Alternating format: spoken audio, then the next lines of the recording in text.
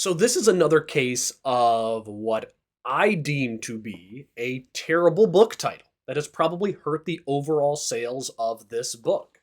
When I first saw Myths and Mistakes in New Testament Textual Criticism recommended by someone else, I thought, I don't know if I know enough about textual criticism to read a book like this. If it wasn't for the fact that IVP sends me books for free to review, I wouldn't have reviewed this because I wouldn't have wanted to spend the money on it. And I expected this book to be two things. I expected it to be boring and unapplicable to my level of textual criticism. My depth of textual criticism comes when I am preparing for a sermon and I come to a verse with a textual issue that might impact my sermon. So I pull down my trusty old NA 27.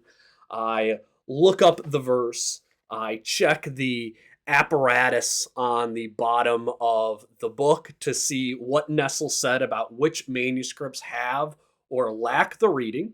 At times, I'll look up an article online on that reading, typically disappointed by the lack of good articles on each individual verse, and then make a decision based on what I have learned from that brief amount of research. I assume I am not advanced enough for a book like this, which is probably intended for scholars and those with advanced PhDs. Turns out, I was wrong. This book wasn't written for those involved in the upper levels of textual criticism. This book is really written for those right at my level. This is written for any Bible teacher, evangelist, or apologist who will speak on defending the trustworthiness of the Bible based on manuscript evidence. This book is really more for the apologist who wants to defend the integrity of the Bible but doesn't have advanced, or I would say even basic learning in Greek or textual criticism. The Greek in this book is even always translated for the reader, so you don't even need to be skilled at Greek in order to read this book. And I gotta say, it was excellent. Now, I'd prefer calling it something along the lines of textual criticism for the apologist, or shining a light on the Greek manuscripts, something that doesn't suggest that it is for those who are already engaged in textual criticism. It's for those who are already engaged in defending the Bible and understanding the truth regarding the New Testament manuscripts available today. So if you have a few more minutes, I would like to tell you a little bit more about myths and mistakes in New Testament textual criticism. Welcome to Rev Reads. If you want to discover more books that will help you to learn more about the background of your Bible, please subscribe to the channel in order to stay up to date with my latest book review. Also, please share this video. Your likes, your shares is what allows others to know about the myths and mistakes in New Testament textual criticism and why it might be for them even if they think it's not. Published in 2019, this multi-author work brings together several scholars to look at issues where textual criticism intersects with apologetics.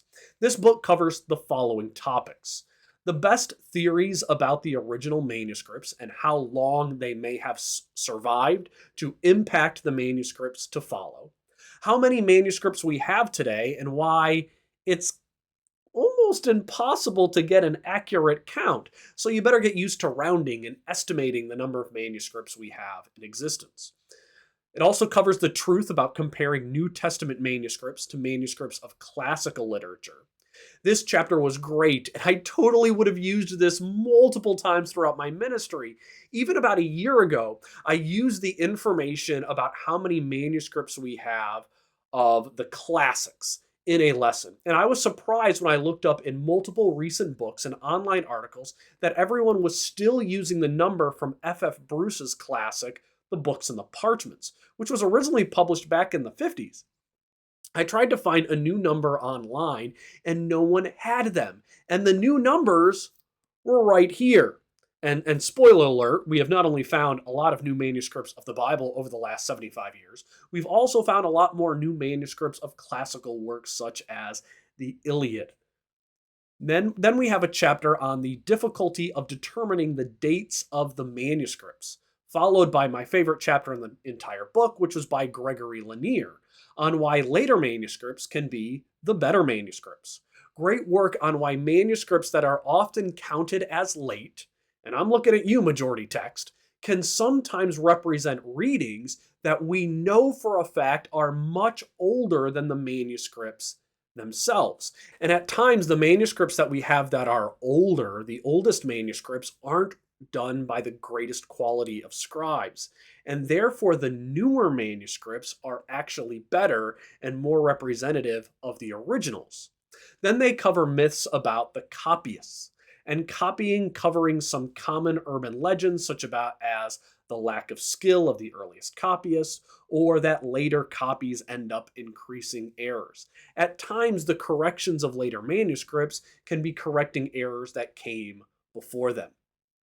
There's a chapter on transmission, which was a fascinating look at the transmission of Philemon, where I felt like I was getting to see a little glimpse behind the curtain of all the grunt work that is done by the wonderful scholars in the realm of textual criticism, the type of work that I have not been exposed to before.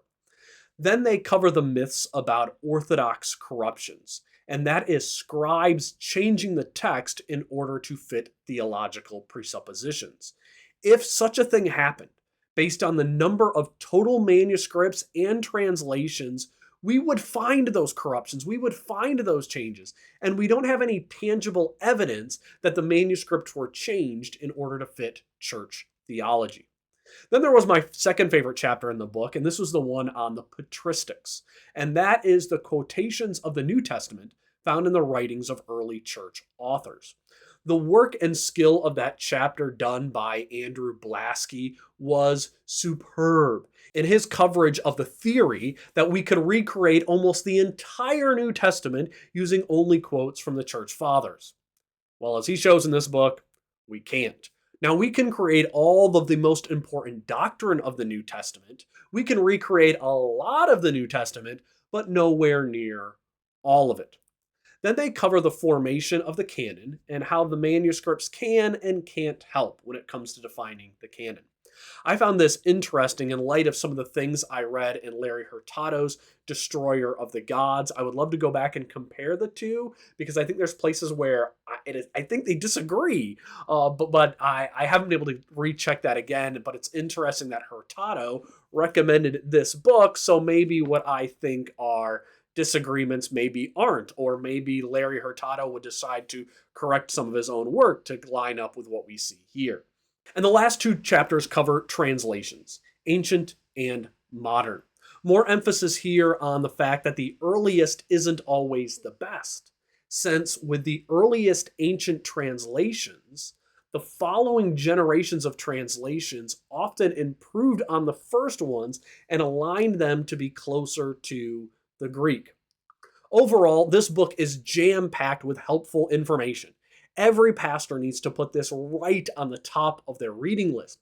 Every apologist must put this right on the top as well. This book is so great, and don't allow a lack of skill with the Greek to keep you from reading such a wonderful work.